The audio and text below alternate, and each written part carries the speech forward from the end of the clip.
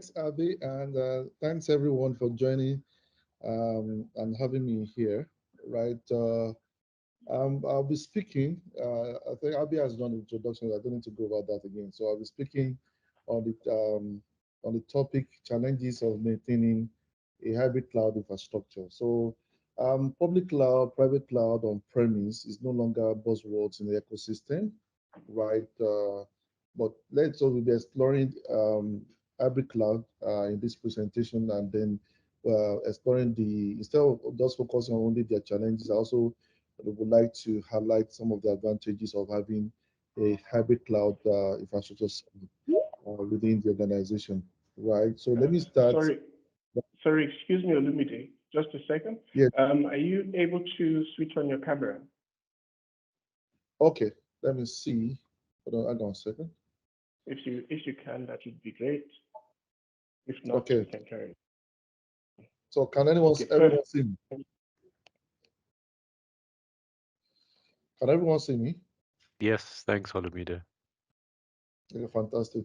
So let me go on, right? I said that before the short break, I was talking about the fact that every cloud, private cloud, public cloud, the hybrid cloud, are no longer buzzwords in the ecosystem, right? But we'll be zooming in on hybrid cloud in this presentation. So I'll be speaking about the advantage,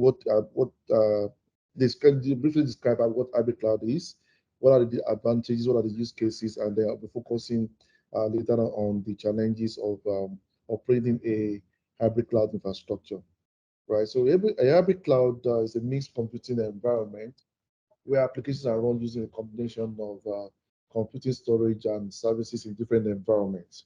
And those environments are the public clouds, private cloud, including on premises as well as edge in the locations, right? That's edge computing, right? So that approach is widespread in the ecosystem because almost no one today relies entirely on the private cloud or on the premise. Everybody's trying to do a mix of all of everything. Okay, right.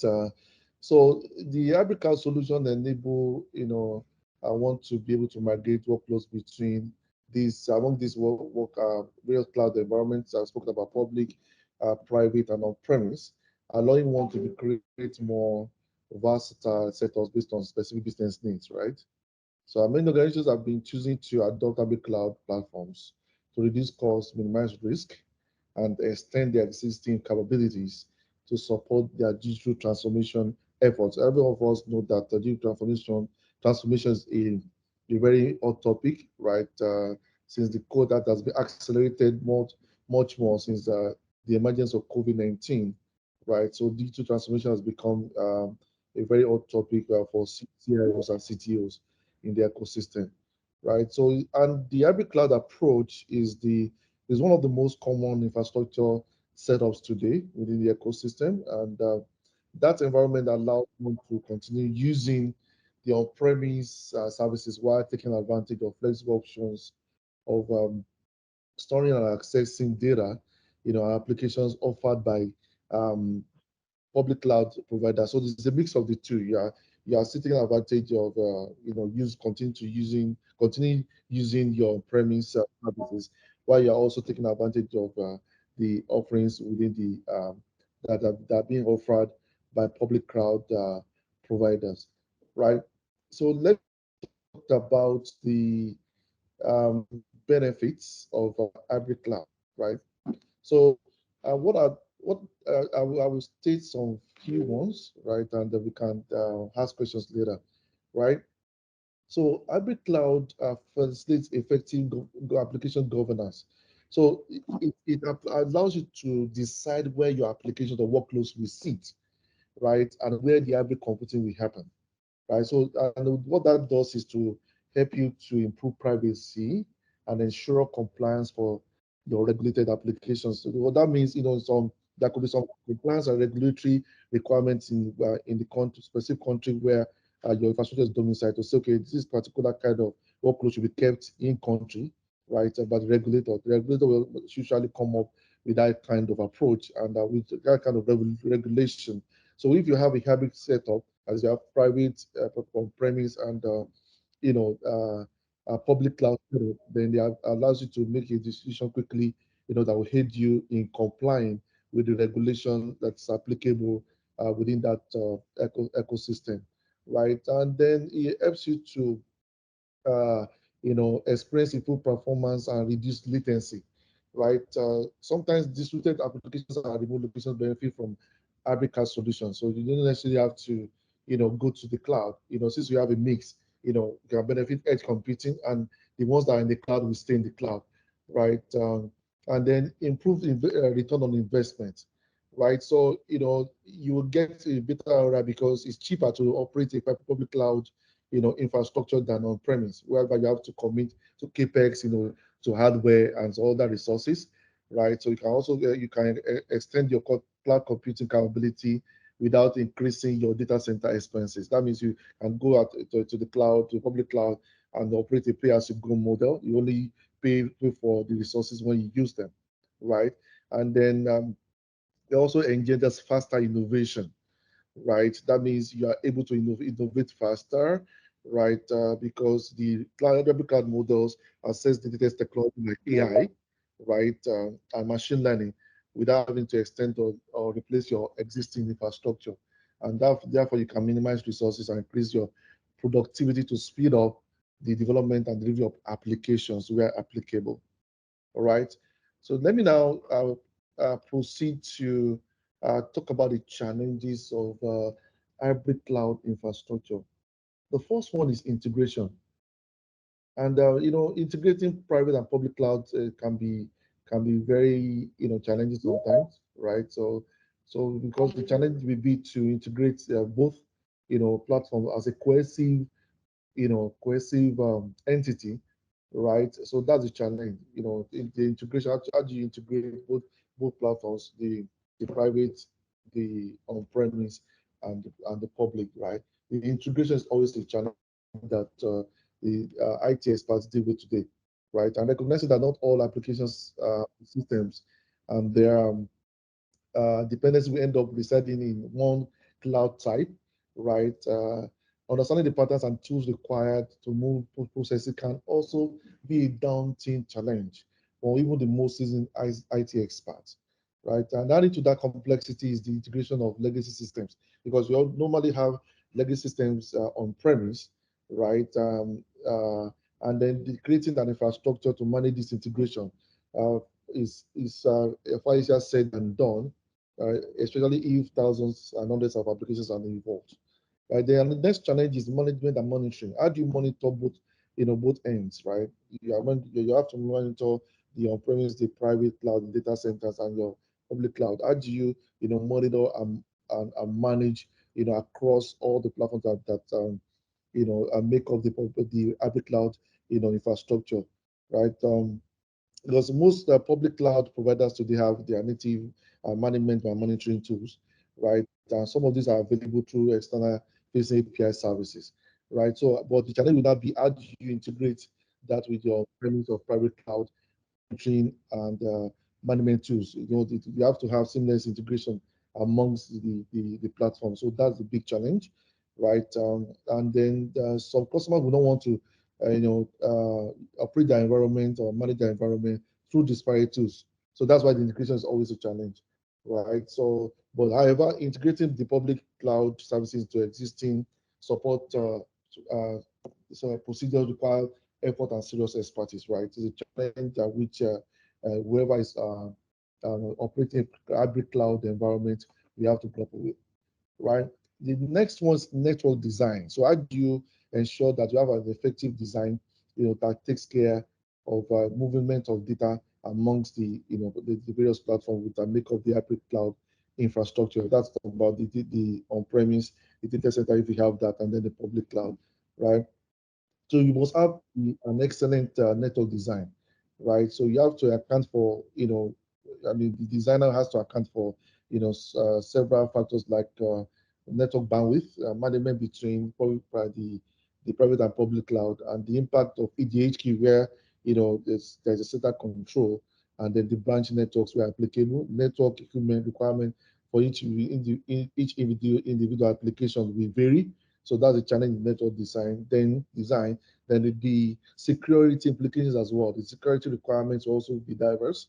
So you can see, you have to also think about data leakage, protection, data leakage prevention. That the security component will also be a challenge because we are, to try to manage transfer of data amongst, the various ends that make up the hybrid cloud infrastructure, right? And since different applications will also need to operate in different, parts of the hybrid cloud environment, they understanding the scalability requirements of the application will also implement the network design and so on and so forth.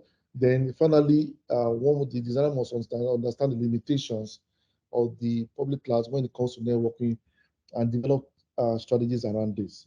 So that's very fundamental. Then the fourth one is performance, right? So because you have to move data, within a hybrid cloud environment that's between data centers and the public cloud over the internet, then the speed of data transfer is likely going to be much lower, while latency will be higher. For instance, in Nigeria, let's say I am, operating on AWS or whatever, and maybe AWS, Google Cloud, GCP, or Azure. That means I have to, plan for latency, between my data center in Nigeria and the nearest zone region. It could be, South Africa. That's the closest, or the UK.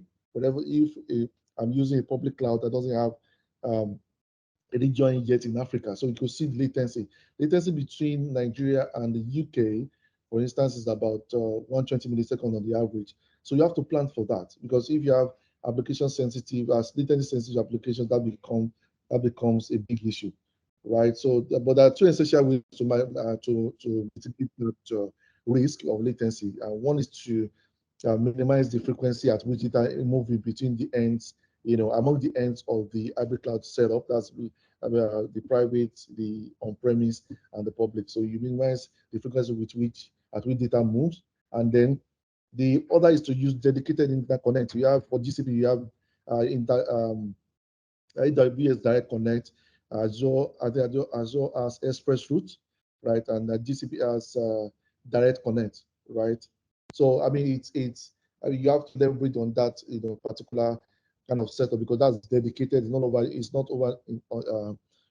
It's not on the internet. It's a dedicated link, that has several, stringent setup procedures, right, that ensures that latency is minimized and the data has dedicated pipe to flow in between amongst the endpoints of the hybrid cloud. Okay, and lastly, you have to deal with security and compliance. And that talks about the threat of data breach. If you are moving data among the endpoints of you know, uh, the hybrid cloud infrastructure, then that means security will be an issue that you have to really, really deal with, right? So it's a very serious challenge when it comes to managing a hybrid cloud environment, because the transfer of sensitive data, right, needs to be strictly controlled by policies and procedures, which you have to strictly adhere to, right, together with your security. That's very fundamental. Then the existing security controls, such as IAM, the identity management, and access management, needs to be seamlessly expanded across the platforms, right? This can be done by replacing the controls in both clouds or by using a single entity to identity management platform to manage across the endpoints, right? Also, because businesses in certain sectors like financial services, government and healthcare must meet different compliance requirements depending on the location, right? Depending on what the regulator says, right? With the hybrid cloud environment, you have to, ensure that the individual cloud systems and overall hybrid infrastructure configuration are compliant with those compliance regulations, right? Um, so I mean, so you have to ensure that the policies that you set, meet those regulatory expectation, right? So and that alone can be very tedious, right, for the in-house team to handle efficiently, right? So and ensuring compliance with government regulatory bodies, right, such as the GDPR, the PPOPI Act, that's Personal Protection of Personal Information Act, is another critical in consideration for hybrid cloud adoption, right? So you have to establish a comprehensive compliance, across the cloud environment to ensure that you meet the expectations of the regulator. And that brings me to the end of the presentation. If there are questions, I'm open to answer them. Thank you, everyone, for listening to me.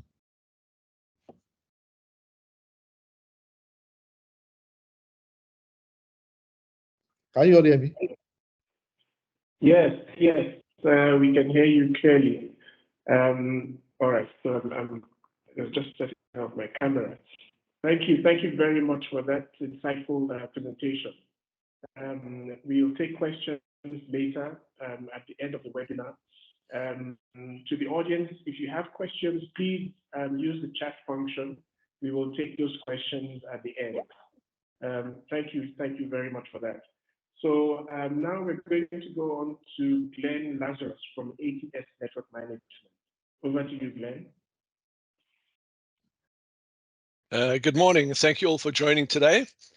I'm excited to be on the call with you and also excited to hear Olumide and his experience and leading us through some of the challenges that everyone is facing when it comes to cloud adoption or where to go and how to do it and the way to do it best. So I'm excited to be part of this call today. Can you see my my screen, my presentation? Yes, you can see it. Great. Yes. So, I think that Olumide has identified some of the essential items that one cannot take into account while dealing with an enterprise environment.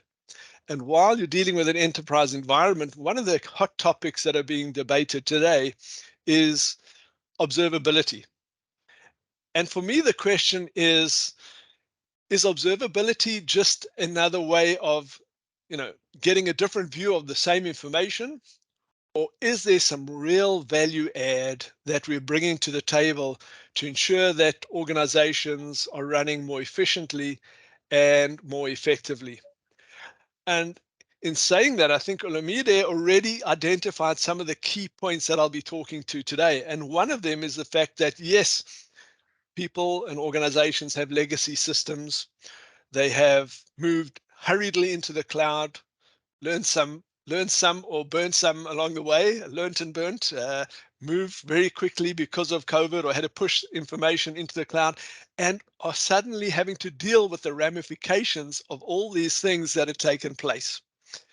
So that's why, in my opinion, I think that observability is becoming more and more important. And yes, there's so many points that we can talk to, from what Olumide had to say. But let me touch on a couple of the key areas that I think are important for the discussion today. I think to start off with, what is the difference between monitoring and observability? One of the key factors to me is the fact that monitoring is almost, kind of looking at your watch and keeping an eye on the time. For example, let's take this presentation. Well, this presentation was set to start off at, depending on where you are, 12 o'clock in some countries and 11 in others, and maybe 1 in other countries. But if your time zone is set wrong, then maybe you're not going to be on time, because there's no intelligence built into a watch. All it is there is a simple alert or just a simple tracking mechanism. It doesn't add any additional value. And it's only with human intervention that you can actually resolve or go forward and make sure that complex things are brought together. Unlike observability. Observability is like looking through a telescope at the stars. You can see the entire solar system. Oh, did I say solar winds? Solar system with, you can see Orion's belt. You can see absolutely everything depending on where you are in the solar system. But you can see the patterns and you can detect anomalies, and you've got the real big picture. You're not just seeing one aspect of the solar system. When you look through that telescope, you can see absolutely everything. And that's part of what we're talking to today. And that's where observability builds. But without visibility, observability and monitoring are both very, very inadequate. like Olamide said, if you have data centers in different countries across the world, well, if you lose connectivity, you're in trouble. So connectivity, observability, visibility, and monitoring are all kind of coming together under that big observability platform where we can see absolutely everything. It's visibility, monitoring, and observability become the essential tool for managing enterprise environments. So what are the kind of limitations that we talk about when we look at network monitoring? And I think network monitoring offers limited contextual information and often makes it difficult to make decisions. Yes, you can make long-term decisions, but strategic decisions that you need to arrive at based on information being presented at any one time often can be short-sighted. We also have inadequate alerts. And you also get many triggers that may be based on false positives, creating what we call alert fatigue. And Praneel will touch on that a little bit later. And then some of the most difficult things, the blind spots, things that are not being detected, things that haven't been pre-coded to be able to look out for. Because let's face it, monitoring says, I can only monitor what I understand or what I expect to see.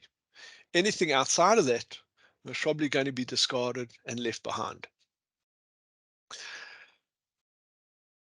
Olamide had a lot, had looked at this particular slide, and we hadn't had a chat before, but I think what's important is what Olamide had to say about where the technology landscape is today and digital transformation. I think that, if we look at the landscape, digital transformation has moved dramatically, and we find that, there's so many more connections to the internet. People are working from home. There's cloud-based applications that are moved from on-prem into the cloud. There's also pure SaaS-based applications. There are on-prem servers. There are branch offices, the data centers populated all over the world. And this interconnectivity between so many devices and so many different worlds that have suddenly come together means that we have a hybrid cloud environment that needs to be operational 24/7. There are hundreds, if not thousands, of databases being integrated or already running inside these very complex environments. And do we know what they're doing? Do we know how efficient they're running? We have things like SD-WAN, and we have all different newer technologies that are being adopted. And at the same time, we need to make sure that our DevOps, our Cloud Ops, our AIOps teams, and our SecOps teams, and that's something that another point that Olamide brought up, is things like compliance. Without our SecOps teams being involved, is compliance really being looked after at the same time? It's all part of the same digital transformation. What took place in this very technical environment with a mix of all sorts of technologies is that everything became fairly siloed. And many organizations had to have a number of different tools in order to manage this complex environment, and not so simple to get root cause analysis led to poor service delivery and also high costs with lower productivity. So what are the customer challenges that we're facing? As I said, number one, tool sprawl. Because you have so many different technologies, and some of these technologies might be providing their own management solutions or management engines, you need to have skills to maintain those monitoring solutions. So you have issues with multiple skills and everybody having to have different level of knowledge based on the product that you're using to monitor. Also, multiple information sources, very complex, and also not feeding information to a central console. We also have business services distributed across hybrid cloud environments, presenting unique challenges from troubleshooting and optimizing, because we need to be efficient all the time. And then obviously the fact that there are so many alerts just being pushed out all the time. And we know that that is one of the key reasons why people get alert fatigue and then stop looking at those alerts and only solve the problems that people are screaming the loudest about. I'm sure you've all had that kind of experience. The person who shouts loudest is the one who gets the quickest response. I think that's kind of, the lifestyle we lead today, because things are moving so fast. And obviously the last one, which is also so important, is the fact that we have SLAs that need to be provided for all the time. And these SLAs need to ensure that we're constantly providing the best provision of solutions and our technology providing constant 24/7 availability. So if I look at the foundation for observability, monitoring is one of those components which is vital to the success of observability. What is the difference? Monitoring is very much reactive. What has actually happened in my environment, in my enterprise? Kind of much like, I like to think of it as like an accounting system, because accounting systems are, what happened yesterday? What happened historically? Yes, we sold so much, we invoiced, we took so much, we did so many transactions, and that's what took place yesterday. But are we able to predict and look at what's going on right this very second and what is going to take place in the coming day, months, years? And can we ensure that everything's running efficiently? And that's kind of where I think the differentiating factor is between monitoring and observability. Monitoring is kind of the historic approach. It always showed us and alerted, whereas observability is much more proactive, explaining why something's happening and provides insights into what's going on right throughout the enterprise stack. What is my system doing? It collects, enriches, and monitoring of data. It's not just static log files. It's bringing all the disparate data together to solve some of the biggest business dilemmas and problems that we face from a technology and digital transformation environment every second of the day. So what are the key components of observability?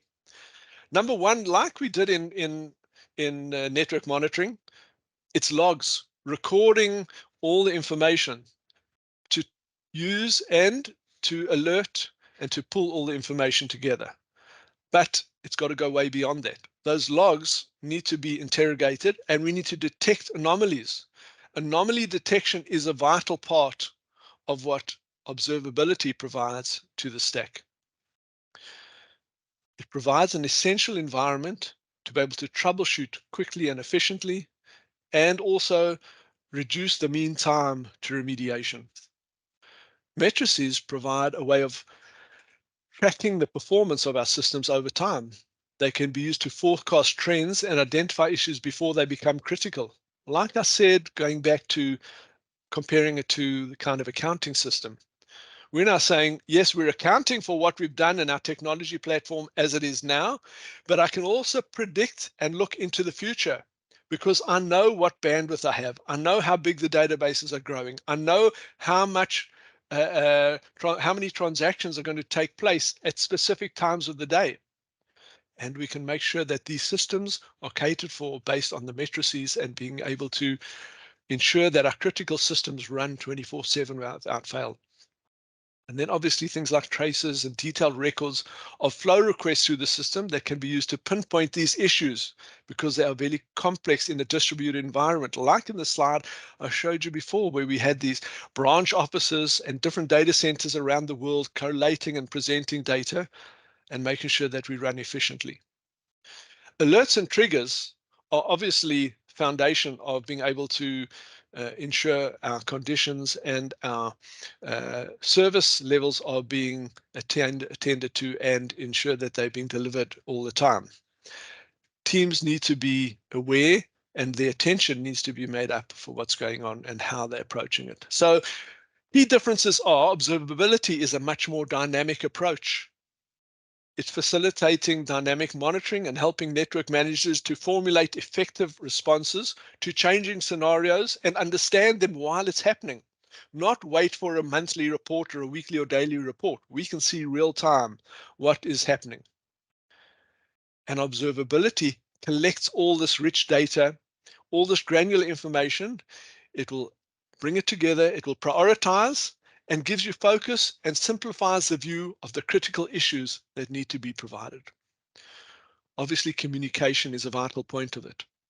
If we miss information, if we miss out on our alerting, if we miss out on the communications, then we are missing the point, because our people and our teams do not have real-time information. And the key to this is obviously customer satisfaction, because yes, we can have great systems, but if our customers, if our users are not satisfied and our users are not getting the right platforms to ensure that systems are running efficiently, then we have failed as technology professionals. We have to ensure that these systems are running efficiently all the time. So the benefits of root cause analysis of observability is obviously root cause analysis, mean time to be able to resolve problems as quickly as possible and ensure that there are fewer network and enterprise problems across our enterprises. Improved collaboration. This is really one of the most important aspects, because if we look at our different teams, DevOps, SecOps, all the different components, each one of them have been working in silos for way too long. We believe that it's vital that these professionals have information at their fingertips regardless of their key focus areas, and it should all be coming from one simple environment where you can see everything. Yes, everybody has their go-to product which they feel comfortable with, but as an enterprise you need to have greater visibility. So to ensure that you have better customer experience, observability enables network managers and Exco to respond to changing customer needs real time and leading to a better customer experience. Another very important aspect of it is resilience. Observability enhances network resilience by enabling teams to identify and resolve key issues quickly, efficiently, reducing downtime and increasing service uptime, which is what us as IT professionals want to do. Using actionable insights, machine learning, and artificial intelligence to interrogate and bring this information to us visibly very quickly. But at the same time, let's not forget that yes, machine learning and AI are very important, but it also is creating additional overheads on our enterprises, because we need the power, we need the bandwidth, we need the capability to be able to provide these AI platforms to our end users as well. And finally, something that Olamide alluded to as well, not only compliance, but better security. Observability helps detect and respond to security threats, ensuring networks stay secure and protected all the time. All of these components need to come together in one environment. We cannot have any of these running independently in silos. If so, we are failing the objectives. So why is observability so essential for enterprise management? Modern enterprise systems are increasingly complex, like we've spoken about. All those different environments that need to come together. There's such a spread of work from home, work from the coffee shop, work from all these different places. Are they secure? We need to make sure these complex environments and data centers, whether they be on-prem, hybrid cloud, private cloud, public cloud, are all available 24/7. But as we provide these systems, so technology is using up and crunching all the additional capability we provide within minutes and seconds. So we need to make sure that as the desktops, as the devices, and as our users are connecting and their machines and their work environment is becoming more efficient and faster, at the same time, we need to make sure that our networks can keep up with this. We can't provide better hardware on the desktop, but they're not in keeping and providing throughput at the enterprise environment and the enterprise network as well. And then finally, reliability. Modern enterprise systems are critical to the success of the business. Poor performance or downtime can result in lost revenue, decreasing customer satisfaction, or even legal liability. If we can't provision our data for our customers and they're down, that can mean thousands and hundreds of thousands of dollars being lost per second because they're not able to transact. So what is it that we can do to provide and make this platform through observability give you what you need? We talk about SolarWinds platform providing that visibility into the universe where we're able to see exactly what's going on all the time.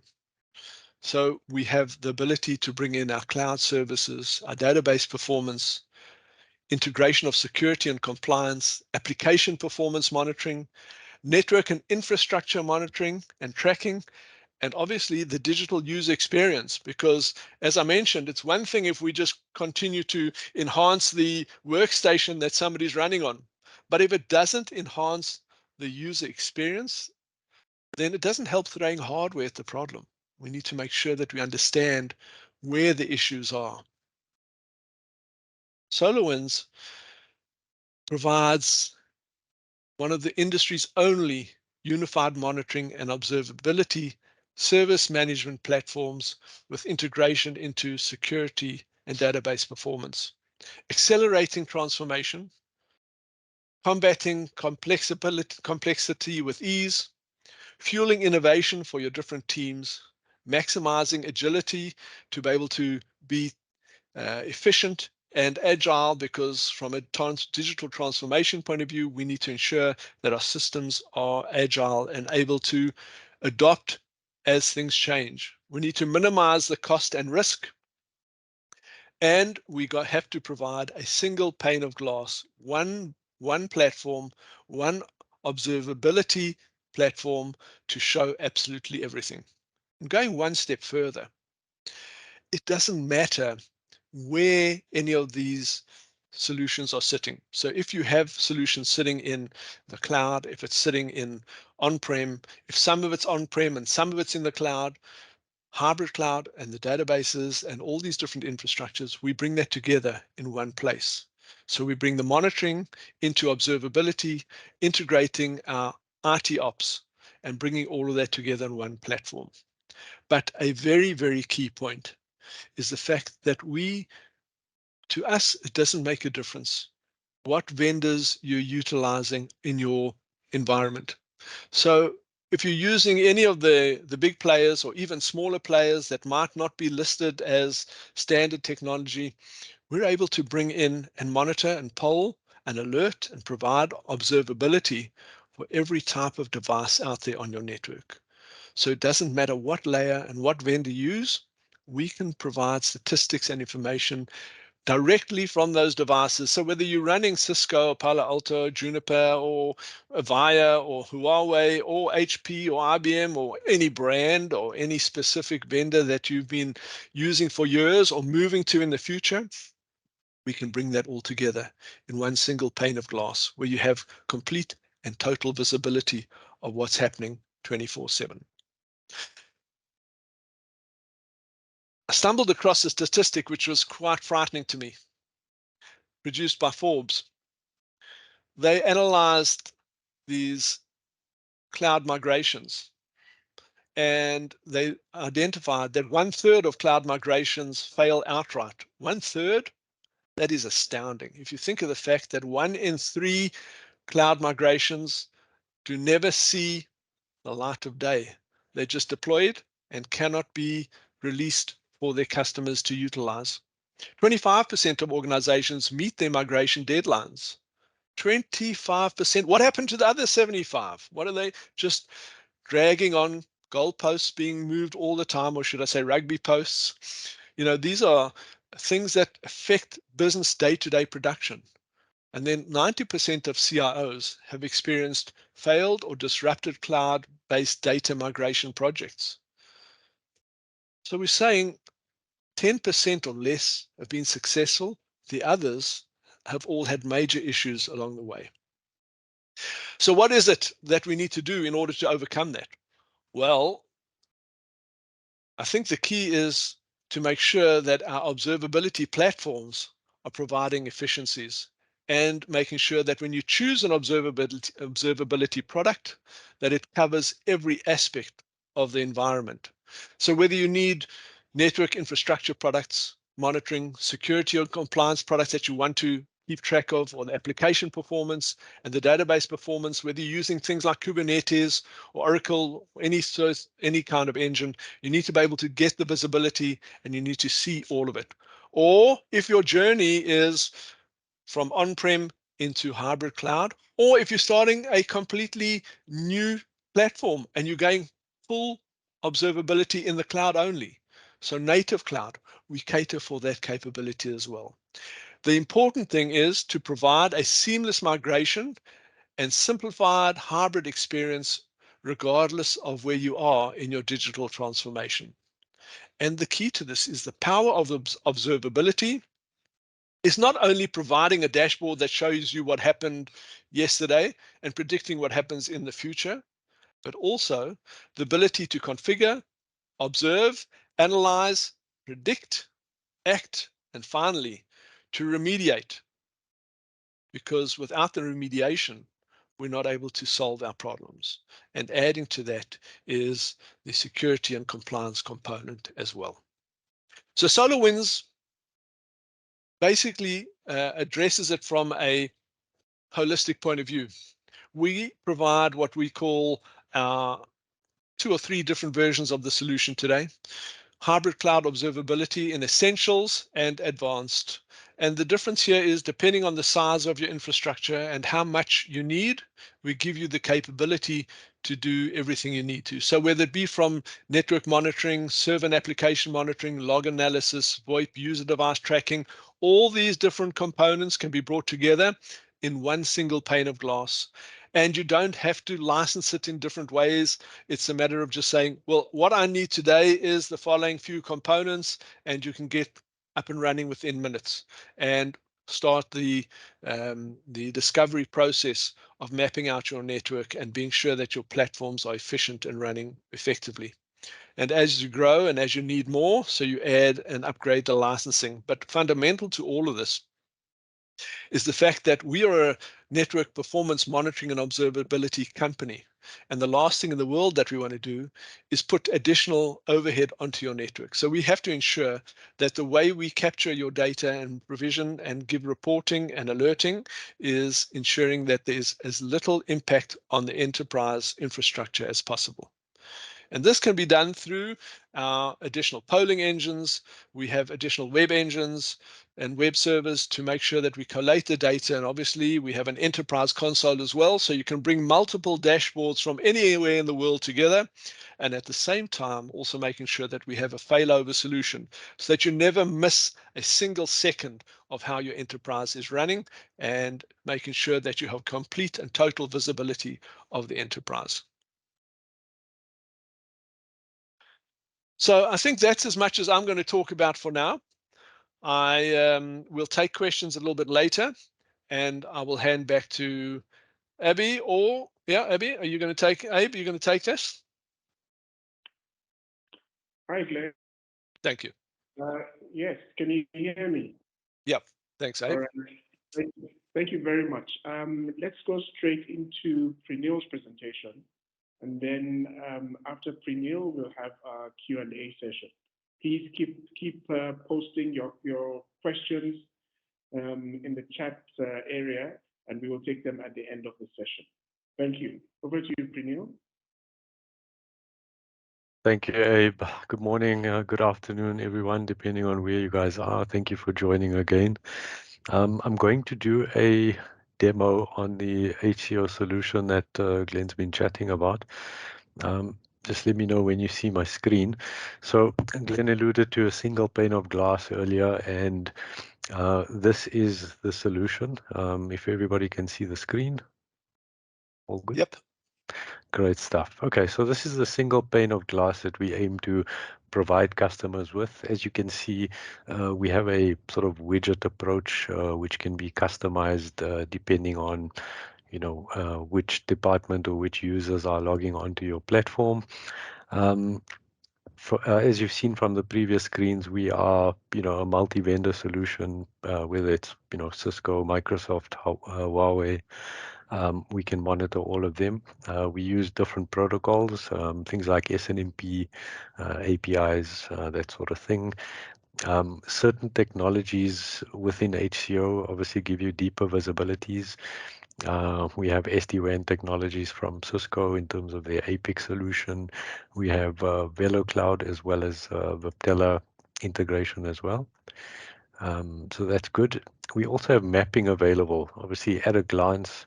So you're able to see, the status of your networks. We use a traffic light system, typically green being up, yellow being in a warning, and red being in a down or critical state. So as you can see, on this map, our US region is in a red state. So we can click down further into this to see what's happening there. And these maps can obviously be customized. They are sort of dynamic. We generate them sort of automatically. You don't have to, manually do your maps. It's automatically mapped out within SolarWinds. So while this map is loading, we can see our different regions, for example. So we've got our east region to west region, and these are the connections I spoke about. These are sort of automatically mapped out between your devices. So we use, different protocols for this, things like SNMP, CDP, different protocols to actually map. And then you can actually click into this and you'll be able to see your utilization between your links. So this is a platform feature, Orion Maps. This is great for, customers that have a knock view or require a knock view to be presented on a large screen, to have an at a glance view of their network operations. So pretty good. Another feature that I'd like to show you is sort of dynamic grouping. So as you can see here, we've got a grouping section here. This is great to have, organizational devices. So we can see, for example, we have our MPLS circuits in here. And we recommend dynamic grouping, obviously, because there's much less maintenance required. As you onboard devices, they'll automatically be added into these groups. And we also have, statistics on these groups. So we can do a availability chart for group members, etc. So that is a good platform feature there. The next thing I want to show you is perf stack. So this is a platform feature. As you can see, what we are tracking here is WAN errors and discards on a specific link. So this is showing me WAN errors and discards over the last 24 hours. So you can see there's been a spike between this particular time frame on transmit discards. So this would be very useful for your network team on, troubleshooting transmit discards. But any entity that we monitor in SolarWinds will, or we can create a, a perf stack graph. So if you're doing any server monitoring, for example, I'll show you how quickly it is to actually, create this graph. So if I jump into performance analysis, you can see we are tracking, CPU load, average memory usage on this particular server. And these sort of dashboards can be shared within your team. So if you're troubleshooting a, specific slowdown in a particular server, we can see spikes here in this particular area. And, we can drill down into this to get more detail. So this is very useful. It also gives you the ability to do real-time polling. Just jump back to the main page.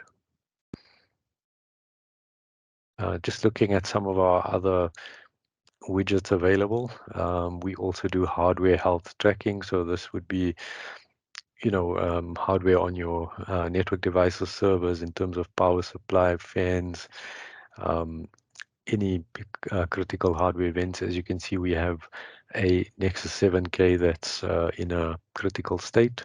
So by simply drilling down into the device, we'd be able to, get an idea of which specific hardware component is in a critical state. So while this loads, and it's not only about clicking into the device to check status, we can get alerts on this. So as you can see, there's a issue on the power supply. Just looking further into it, power supply 2 is in a critical state. So as I mentioned, this can be turned into an alert. So anybody dealing with, hardware will receive an alert to say, power supply is in a critical state. And these alerts are brought together in a single view as well. So if we go to the alert section and just search, for example, hardware, you'll be able to see this triggered at a specific time. It was the power supply on the 7K, and whoever's dealing with it can obviously come in and acknowledge this, put in their notes, part is on order, for example, and acknowledge this. Acknowledgement is great, especially, for your reporting, so you'll be able to see who's acknowledged, what time they acknowledge, etc. So we'll just jump back to the dashboard. One other feature I'd like to talk about is service incidents. This is particularly important for, automatic ticketing, opening up tickets when certain events occur on the network. We don't only want to be relying on, engineers receiving emails because in most cases, some of these emails are missed, etc. So if it's opened up on a service desk, it will get immediate attention. We have native integration with ServiceNow as well as SolarWinds' own service desk called SolarWinds SWSD. And this automatically opens a ticket. And if the incident is resolved, it has two-way integration, so it will automatically close the ticket. These are not the only two we integrate with. We do have some other integration with, things like Remedy, and even if it's not listed, there are workarounds in order to open up tickets with your service desk. Neil, one of the things that often comes up in discussions with customers is the fact that there's so many alerts. How do engineers deal with that today? Because alert fatigue is one of the biggest problems. No, that's a very good question. I think two ways. HCO has a feature called anomaly alerts, which you touched on earlier, and this basically looks at alerts and it sorts it out so you don't get alerted all the time, only in an anomalous situation, out of the norm. And it's got that machine learning built in to automatically determine that. The second way is to fine tune your alerts. So we have a number of alerts out of the box for things like CPU, memory, disk, for example.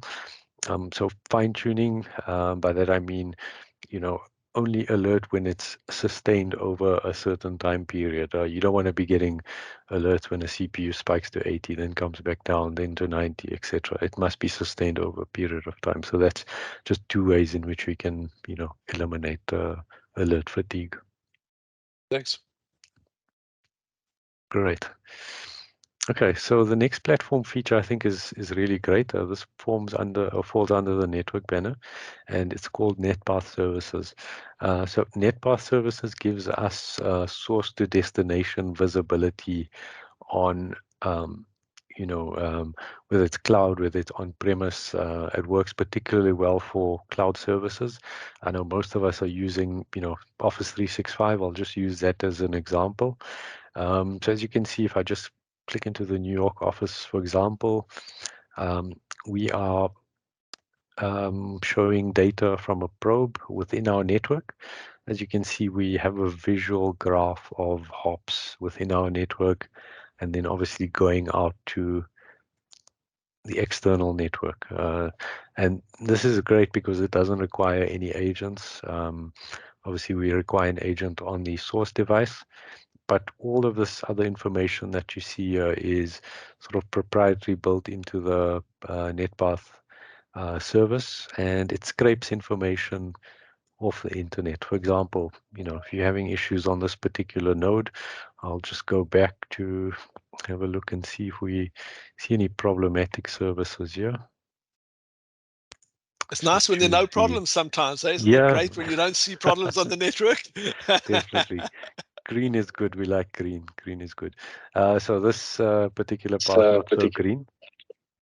As you can see here, we've got some warning and critical thresholds that have been met. So if I click into this particular critical threshold, we can see, okay, within our network, no issues. But as soon as it branches out on the ISP side, if we click into that, let's get a view on that. Let's just center this. We can see, hope you guys can see this. There are some nodes within the ISP network that are experiencing some latency. So if we click on this particular node, we can see it's a Microsoft-owned device. These are the contact details, and the latency is out of threshold. Same with these other devices here. So this is really great to troubleshoot and stop the blame game on what's happening, whether it's inside your network or whether it's with the ISP. Another example of how NetPath works with a module in SolarWinds called Configuration Manager, just to help with mean time to resolution. I look at this NetSuite as an example. This is a cloud service being used by SolarWinds. And if we wait for the path to load there, we'll see that, just refresh that 1 sec. We'll see that we had connectivity at a specific point in time. So 9:49, everything was green, very good. And then just a minute later or 10 minutes later, we had no connectivity to NetSuite. And this could take hours to resolve, but because of the integrated NCM or configuration manager component, we're able to identify that there was a config change that happened between 6:47 and 9:20. So by simply clicking on this config change, because we keep a copy of your running and startup configs, we're able to see exactly what the change was. So if I keep scrolling down here, it should highlight a change. So this was a route, a IP route that was added to the config of the device. So you could obviously just roll back to a previous good configuration, and it would restore your connectivity to NetSuite. So this is a really good example of how combining multiple products together, and that's the benefit of HCO. All the products that you see are listed are included in HCO. So it just helps with mean time to resolution. Neil, how easy is it to roll back that change? Very simple. I mean, we've got within NCM, so this is the configuration manager component, and we could create a job, or we could go to configuration management, and we could have a script. The script is ready because we already have sort of a backup of our network devices, and it would just be a matter of selecting the script and running it from there. So within minutes, you can be up and running to your previous known good configuration.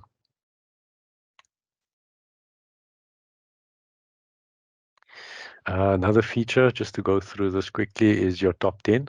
Top 10 basically spotlights issues within your network, whether it's CPU, memory, disk, latency, utilization, etc. So ideally, you would want this top 10 to be as green as possible, obviously. But here you can see that we've got 100% CPU load on some devices. So this would be particularly useful for server admins, for example. If they click into their top 10, they would see all the servers that they're responsible for. They could, drill down into these and see exactly what is causing the CPU load on that particular server. Some other intelligence built into HCO is capacity. So we collect the data, we do predictive analysis. So for example, if we look at, capacity issues, so these CPUs on these nodes, you can see it's expected to be in a warning state within 8 weeks, critical within 2 weeks. So you could obviously, deploy more resources, etc. So this is all sort of built into the system to assist with that. One other thing I'd like to show is the hybrid hybrid component within HCO and how it brings together all of this into a single pane of glass. We've got, as you can see from this map here, we've got resources within Azure, and we've got our, devices on-prem. So what's important is, Olumide mentioned earlier, is network bandwidth. So from this graph or from this map, we can see that we've got a VNet from our on-prem router, a VNet directly into Azure. So if there's any connectivity issues here, it would show up on this particular link. But all of these interconnected links is sort of automatically drawn, and that's really the power of HCO. It's able to intelligently draw these links, so you'll be able to see that, obviously being in a warning state, some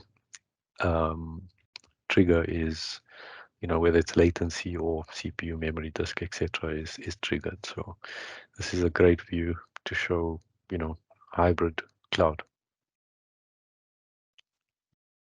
Another thing I'd like to show, and it's something that we actively driving, is IP address management. We try and empower organizations with, moving away from traditional Excel-based IP address management. And as you can see, it's as simple as just importing your subnets and seeing what's available. So these are all your subnets within your organization. It shows you what's available, what's used. We can click into any of these subnets, and you'll be able to get a nice view of, what's connected,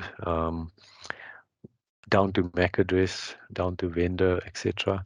And because we integrate with DNS, if something's available and you want to reserve it for a specific device, you can, make the changes directly in SolarWinds, and this would write the entry directly to your DNS server. So obviously with the correct credentials, but yeah, it provides that two-way integration with DNS and DHCP. Another great feature is maybe we can just ask in the chat while you're showing Praneel is, can we get an idea of how many people use Excel as their IP address management console? Maybe you can just pop in your chat and just say yes or no. Carry on, Praneel. Good question. Interested to see the results. Another good feature is request an IP address. So this is particularly useful in large organizations where you've got multiple engineers requesting IPs for, new devices. So for example, this is the screen. Let's say, for example, an engineer is deploying 5 new workstations, and they require 5 IP addresses. They come in here, put in the number, put in their details. I'll just put in my details there. Let's just put that in there. And then next, you'll be presented with all your subnets available for IP addresses. So say, for example, they're looking for users on the first floor. You can see there's 231 IPs available. We click on next, and you'll be able to put in, host names, MAC addresses, etc., and then request IP addresses. We have a IP admin and we have an IP requester. This would be a requester's view. Once they request IP addresses, the admin will receive an alert. And what that looks like, if I go to the alert screen. I'll just type in the IP address.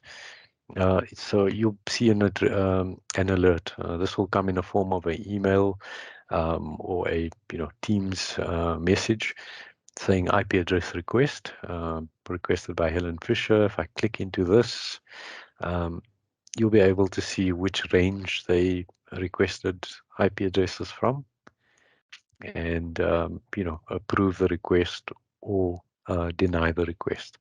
So as you can see here, that's the IP address request. You might want to make some changes depending on which subnet they select here, but you can deny or process the request.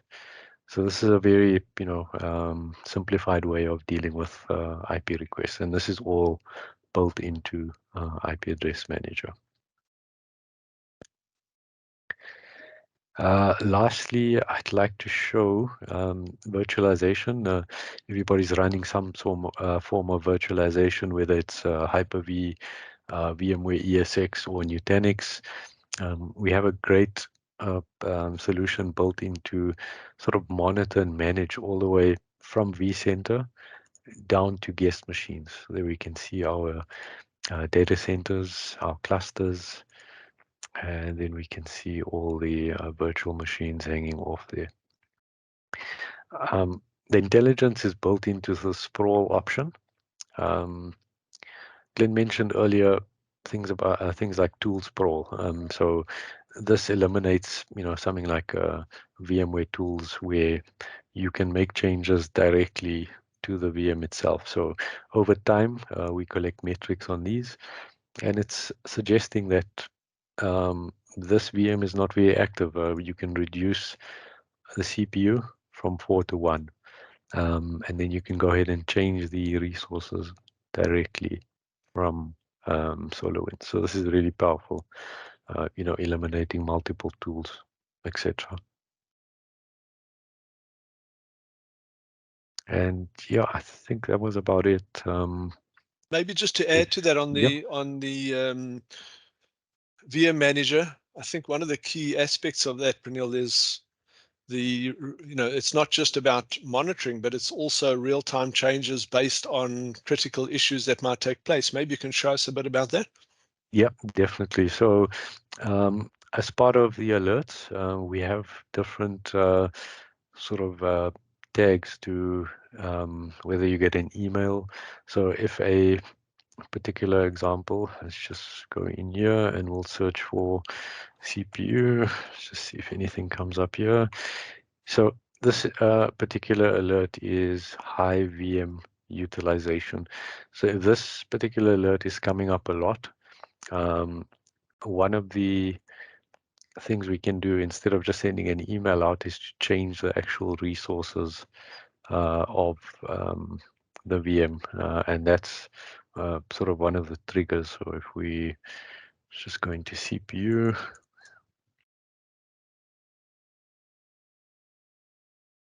high VM CPU utilization, if we edit this alert, we can see that we have a trigger which probably just sends an email, but we can create a trigger to actually change those resources. So currently we logging it to the event log, but we can add an action to actually, change CPU resources. So this is that, next step of being proactive and, I think that's so important as part of observability, is the fact that you don't need intervention. These are self-managed capabilities. As long as you have the credentials, as Pranil mentioned, you're able to, like Pranil showed, if you need to provision additional CPU or additional memory and make sure that there is uninhibited performance for our customers. 100%. I've got one thing I'd like to show as well. It's called environment. This is built into the platform as well. So it comes down to the mean time to resolution and stopping finger pointing, network team blaming the server team, etc. So this is what it looks like. Looks quite messy, but with a few clicks, what we can do is spotlight into any issues. So if you look at this side, we've got an option to view all critical nodes.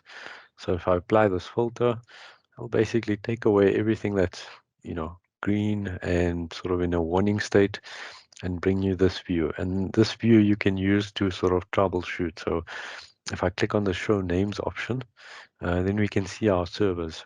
So if I click on this particular NoSQL, for example, which is the demo that we are viewing, if I click into it, it will bring everything that's related. With another click, Spotlight, what that does is take away all the noise and show me exactly what's related to NoSQL. So we start from the top. We can see that we have a few applications running on that server, some of them in a critical state. But going down, we can see that there's some issues on the host that the server is sitting on. So this is sitting in a warning state.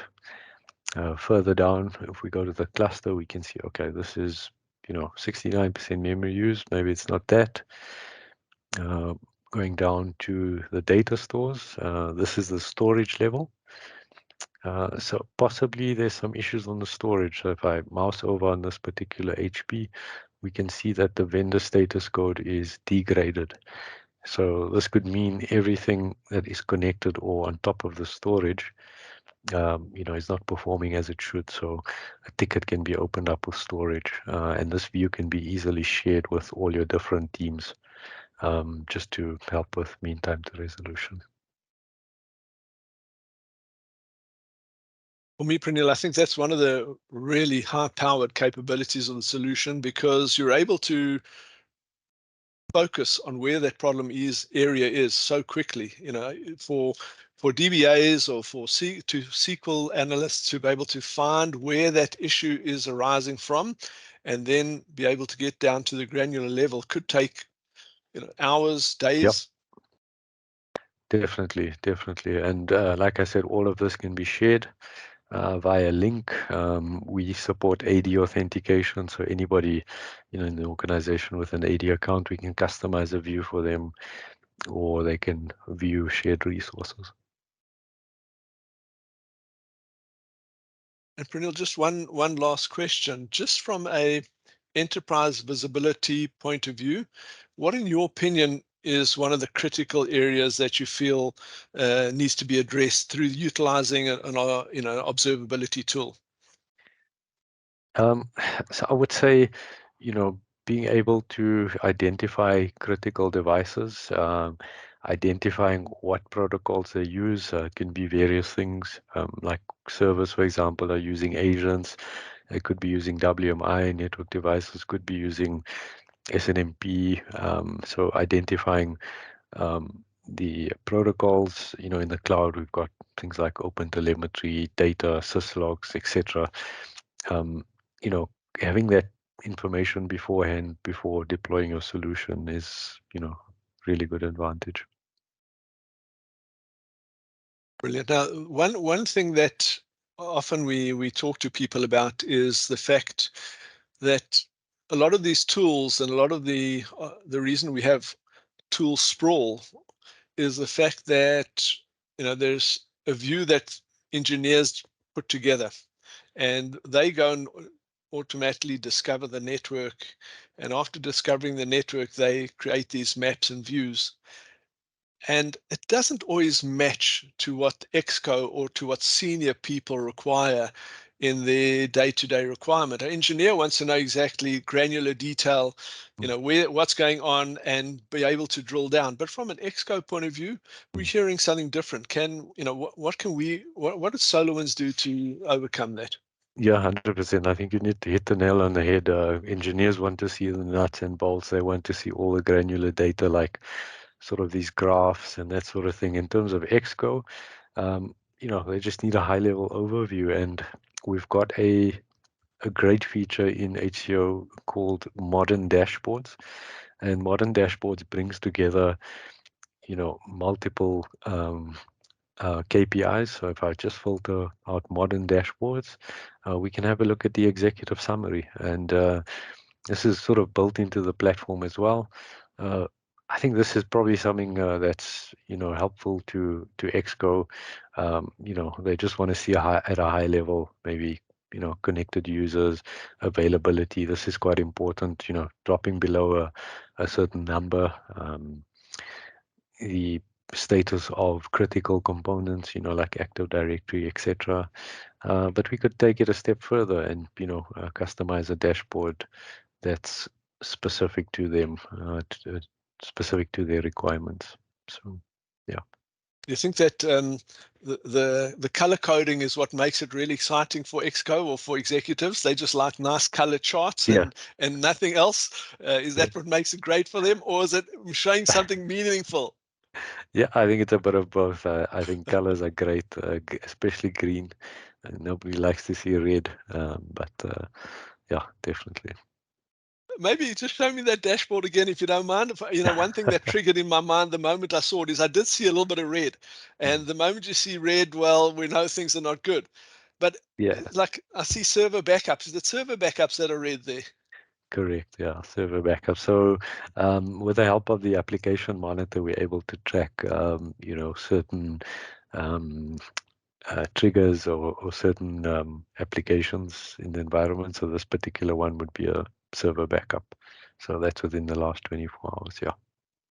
Now, I mean, a lot of people on the call most probably didn't realize that you can pull such granular detail in a window like this from a SolarWinds observability point of view, because I think a majority of people, when they think about what we do in network performance monitoring and observability, think about, is the network working or isn't it? And here we're talking about things like server backups that might have taken place during the night, and how are we collecting and collating that data to be able to give a real-time experience?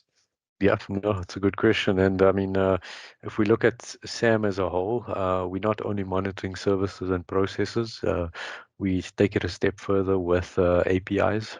So we can Praneel, sorry, when API. you talk about SAM, you're Yep. talking about Uncle Sam, or you're talking about the receiver of revenue? Server and Yeah. Yeah, SAM server and application monitor. That's it. So as I mentioned, we can pull in or hook into any API from external systems. And like you saw there, backups is, one of those particular metrics. And is there a database performance indicator in that dashboard as well?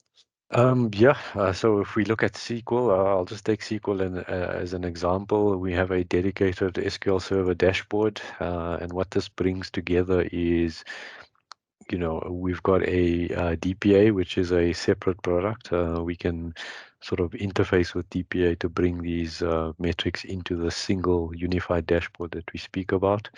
So as you can see, this is a map, a Ryan map, like we saw earlier.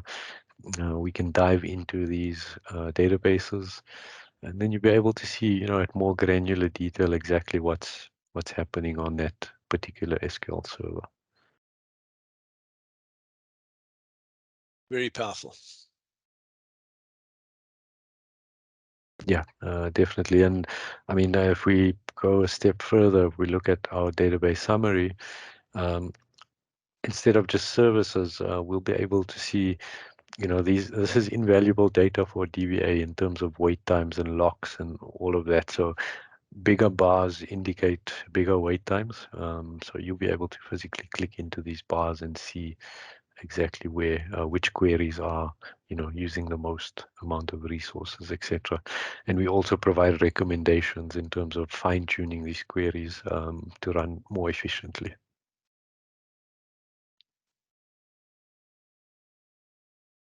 And this is all real-time integration into the core dashboard as well. Yeah, 100%. So I've got one other question. Maybe I can just get an idea in the chat as well. Possibly, are there any DBAs or anybody who has to manage a database? If you can just put DBA or database in the chat, we'd appreciate to hear your response. If you can just post that, we'd appreciate it.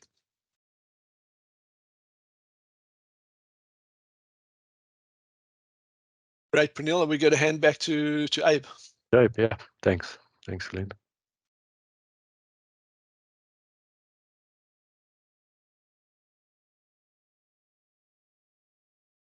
Yes. Hi, the screen is a bit dark now, but there we go. Are you in Joburg on load shedding? Yeah, but there we go. You can see me again. All right, thank you, Preneel and Glenn. That was quite detailed and insightful. Thank you very much. And we've got people on the line from Nigeria, from Kenya, from Ghana. Thank you all for staying with us so far. And we still have about 10 minutes to take questions. So if you have any questions, please put those questions in the chat area so we can ask our experts to answer them. For now, I'm just going to take a question that one of the attendees asked earlier. I know Preneel responded to it, but maybe he'd like to go into it a bit in a bit of detail. And the question was around security and privacy. As you know, security and privacy is a major issue now. As Olumide alluded to, you have to consider things like POPI and GDPR from a privacy perspective.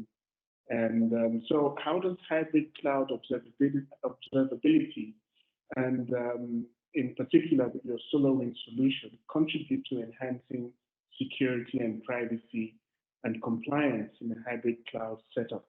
Okay. You did elaborate a bit, but maybe you'd like to go into it a bit more detail.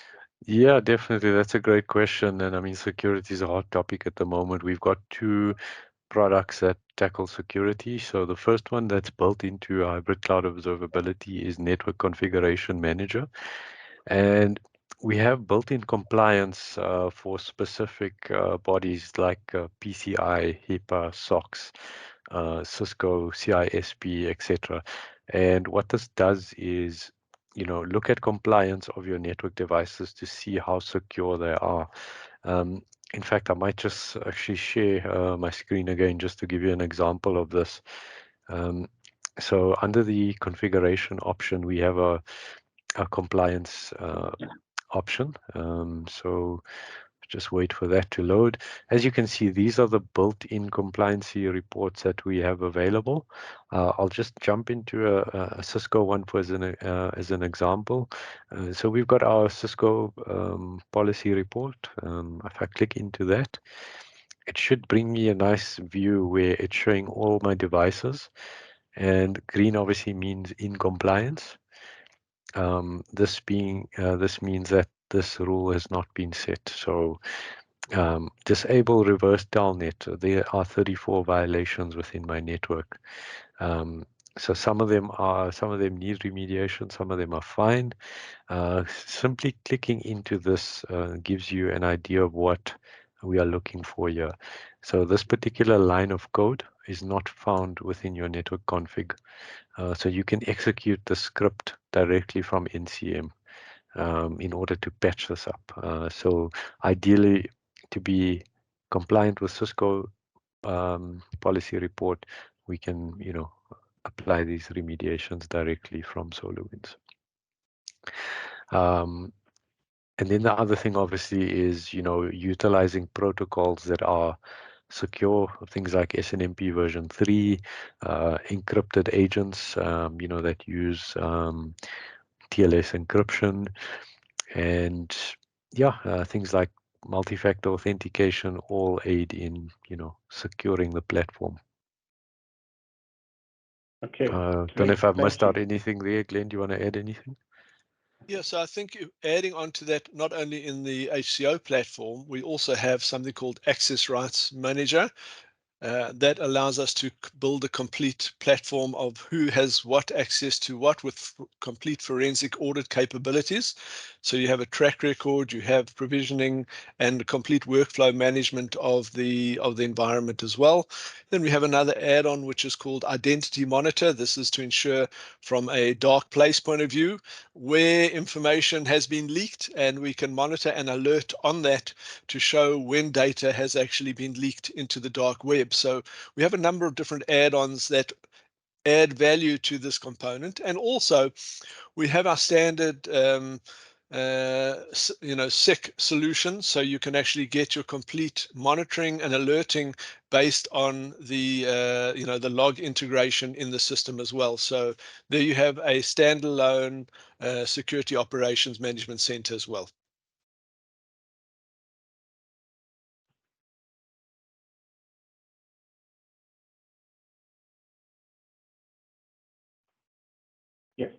Hi, I hope you can hear me. Someone said my voice was a bit faint, so I hope this is better. Okay, there's a question that just came in, and it is, what version of SolarWinds can one enjoy these features? So are all these features available only on the latest version or previous version? So it's available on HCO Essentials or HCO Advanced. The Essentials gives you probably 60% of the features that we've seen. We can probably share a product matrix to show which features are included with what. But the Advanced incorporates NetFlow, configuration management, and virtualization management as well. Okay, great. Any other questions?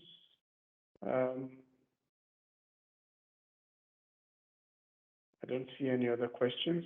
Okay. Let me take, and any of you can take this.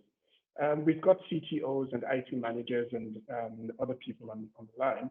What are the factors they need to take into consideration when deciding on which observability platform to implement in the organization? Glenn, maybe you could start with that. Sure. I think key factor is number one, what's the goal of the organization? Where are they coming from a digital transformation point of view? And the reason I would say I ask that question is it an environment where we're moving from on-prem to a hybrid environment or purely a cloud environment? So one needs to decide on which product is best suited to the environment, making sure that you have the right solution for your right digital transformation. It's pointless getting, if you're 95% on-prem, it's pointless getting a cloud monitoring solution only. One needs to take that into account and make sure that you can grow with the organization. The other thing that's vital to it is ensure that you are not limited in terms of vendor capability. So are you able to bring in all the data across from different vendors, regardless of what brand of router or hardware you're running, that you've got everything visible in one place?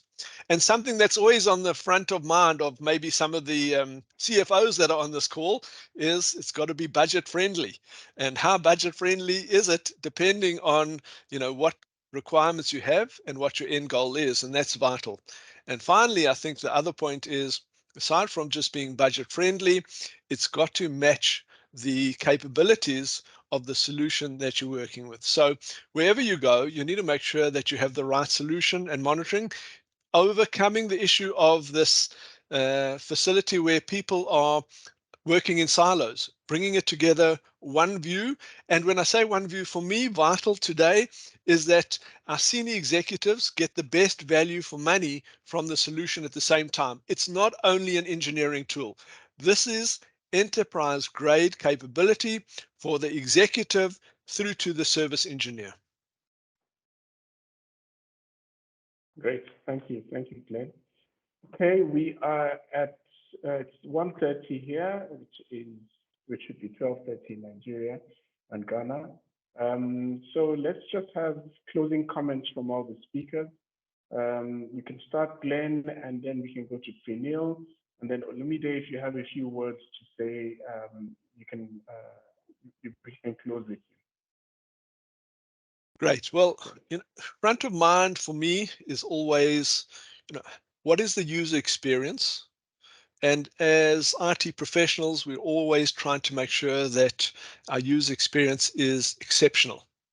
We cannot allow the hardware platforms or our infrastructure platforms to let that down. And if we let our end users down where they feel that there's service degradation, to them, it doesn't matter. Pranil mentioned it earlier as well. Let's reduce the finger pointing. Let's reduce the blame game. It doesn't matter to the end user whether it's the network, the infrastructure, the database, the security, whether it's the application, whatever it may be. If there's service degradation at the end of the day, end users are dissatisfied, and all they do is point to the IT department or to the IT professional and say, "It's you guys." That's not acceptable anymore. Blame game and finger pointing, no place for that. Great, you, thanks. Glenn. Continue. From my side, I think we'd love to hear from you. Please reach out. Our contact details will be sent to you after the session. I'd like to assist you with any POCs or demos. If you'd like to set up one-on-one sessions, please reach out and we can get started on that. Thanks. Okay. Olumide, your closing comments. Yeah, I would like to say that despite the challenges with that one would normally experience in maintaining a hybrid cloud infrastructure, I think it's still the way to go, right? Because the disadvantages actually outweigh the advantages actually outweigh the disadvantages, right? Because it gives a lot of flexibility in terms of the cloud strategy, right? You're able to also, maintain the compliance requirements, right? And you can realize the enormous advantages that that comes with you deploying your applications across multiple cloud platforms. So I think I will encourage every CIO or CTO on this and every IT professional here to consider the hybrid cloud strategy. That's my closing remark. Thank you. Thank you. Thank you very much. And from IT News Africa, we'd like to say thank you to ATS Network Management and our expert speakers today, Glenn, Pranil, Olumide. Thank you so much for giving us your time. And to all of you who took time out of your schedule to be here, thank you very much. And to find out about future events, physical events, and online events from IT News Africa, please visit itnewsafrica.com. And like Pranil said, after this session in the next couple of days, look out for an email with a survey as well as contact details from ATS Network Management, so you can get hold of them if you need more information about their solutions. Thank you very much, and have a great day further, and we'll see you next time. Cheers. Great. Thank you all for joining. Thank you all for joining. Thanks, Bye for everyone. now. Cheers. Bye-bye.